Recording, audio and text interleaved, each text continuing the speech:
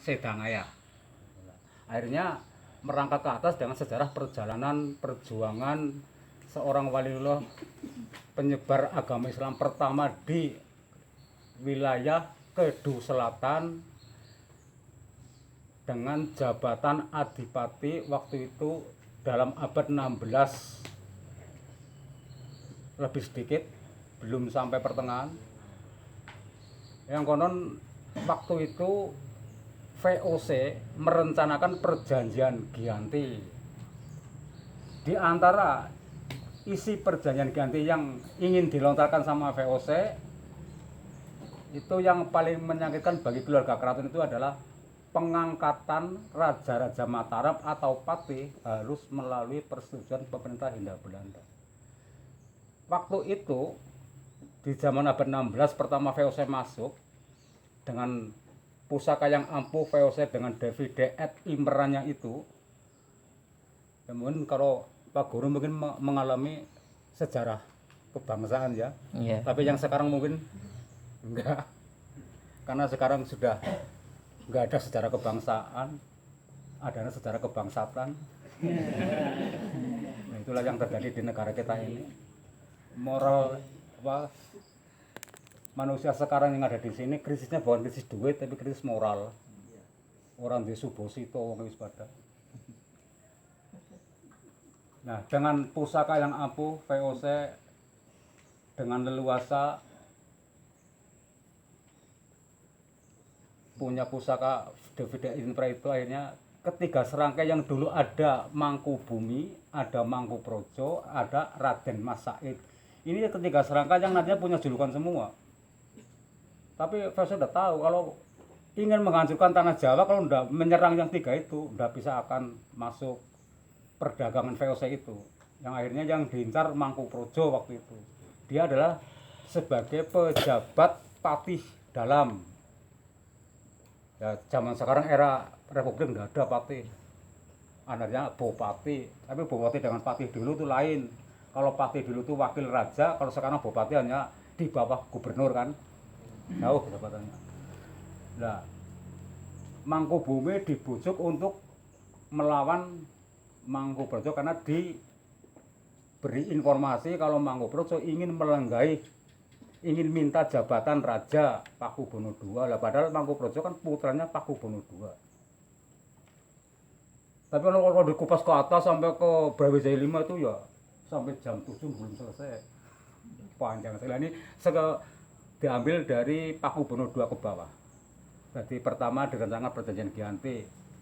Nah, yang akhirnya antara Mangku Bumi, Mangku Projo, Raden Mas itu tarung ketiganya. Sampai sang Raja Pakubono II itu sampai bingung. Ketiganya orang sakti, tawur itu kayak kalau memang diteruskan itu kiamat. Kenapa? Dulu itu banyak orang sakti, Mas. Jangan keliru. Adipati Mangku Projo kalau jebol gunung, gugruk gunung. Ceritanya, ini nyatanya sampai sekarang masih ada legenda, bukan legenda, cerita sejarah nyata seperti itu. Mangku Bumi itu kalau jeblos bumi bisa, bukan hanya cerita legenda. Makanya ini sampai bingung Kanjeng Rama. Nah, kalau Raden Mas Said yang nantinya jadi Mangku Negara satu yang punya gelar Eyang Sambernyawa. Sampai ke Solo sekarang masih ada cerita itu. Jadi kalau ini ketika bertarung dengan bujukan Belanda tadi yang Davide et Imranya, makanya bakar geger terus. Nah, akhirnya Mangku Projo dibisiki sama Kanjeng Rama, Pakubono II, akhirnya bisa, udah kamu kesana saja menjaga perbatasan. Dulu sebelum Mataram Islam itu sudah ada Mataram Hindu. Terakhir pemerintahan Pajang Raden Hadiwijaya atau Joko Tingkir, mantune Trenggono ini masih iper-iperan dengan Raden Patah itu waktu itu. Itu pertama ada perubahan Hindu ke Islam tapi masih majemuk lah. Hindu masih dipakai, Islam udah jalan. Dengan raja pertama sebagai korban Eyang Cokrobanurjo di sini rajanya. Tapi kalau dikupas dari sana terlalu dari yang Darujo masih ada Penabuhan Senopati, Sultan Agung, ada Mangkurat 1, 2, 3, 4. Berarti Mangkurat 4 bapaknya Mangku Bumi dan bapaknya Pakubono II. Kalau Mangku Projo berarti cucunya Pakubono II. tapi kita kepada dari Pakubono II saja. Yang akhirnya Mangkuprojo bisa pergi dari Keraton Surakarta menjaga perbatasan Mataram dan Pejajaran.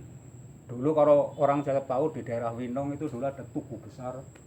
Mungkin kalau tanya sama orang sana itu ada nama desa Tugu, itu perbatasan Pejajaran dan Majapahit. Pengakuan Pejajaran perang kalah dengan Pajang itu, Pajang mengakui Serayu Citandu Wengetan milik Mataram, tapi Pejajaran tidak mengakui Serayu Ngulon masih milik Pejajaran. Makanya dulu dipasang Patih Adipati Mangkuprojo bertempat di wilayah Adiraja ke sini sampai ke Dayaluhur sampai ke Purworejo, Begelen, dan di sebelah sana ada Adipati. Nek tahu nonton ketoprak nang TV Murdane Kamandaka di Pasir, itu milik Pejajaran, dan Adipati Wirasaba termasuk milik Pejajaran. Di sini ada Patih Adipati Mangkuprojo dan Adipati Penetesan. Itu adalah semua utusan dari Keraton Surakarta. Dulu belum Surakarta, masih Kartasura, Kartosuro.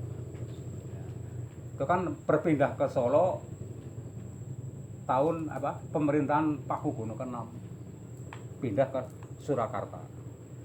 Selanjutnya Adipati Mangkuprojo melalui perjalanan laut. Dulu belum ada jalan Dendels. Jalan Dendels dibuat kan waktu itu VOC nerobos orang makam Pakubono III yang ngamuk Diponegoro.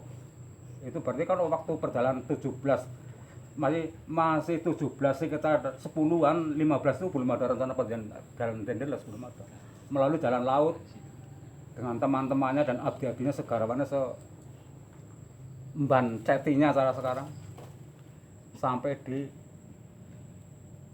Pantai Suwuk. Nah, itu namanya Pantai Suwuk itu adalah nama dari ini, keluar dari laut Kasuwuk. Kalau Pak Guru lebih tahu, Suwuk itu adalah berhenti, cukup di sini, Kasuwuk. Makanya itu diberi nama Rejang Zaman dijalangi Pantai Suwuk, nyata sama sekarang Pantai Suwuk. Langsung keluar ke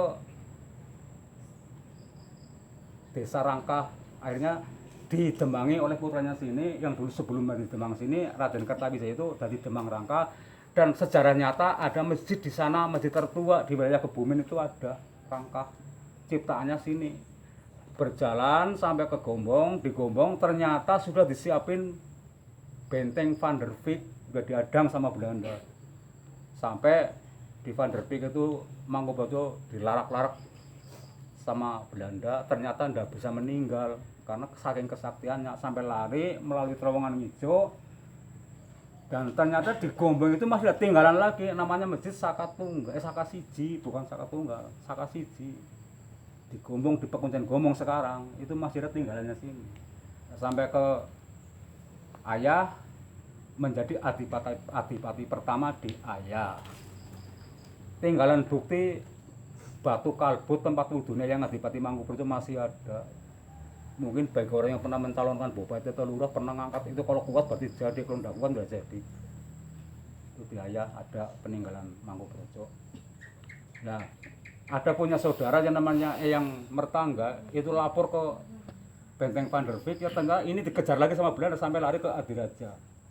Adiraja itu ada petilasannya. Sampai pindah ke Rawakapungla, tinggalan paling pertama di sini adalah masjid yang dulu namanya Masjid Kauman, sekarang menjadi Baitul Salam, yang dulu ceritanya orang lingkaran dari perbatasan Dayaluhur ke itu di sini semua. Namanya Masjid Kauman, masih ada masjidnya, tenang.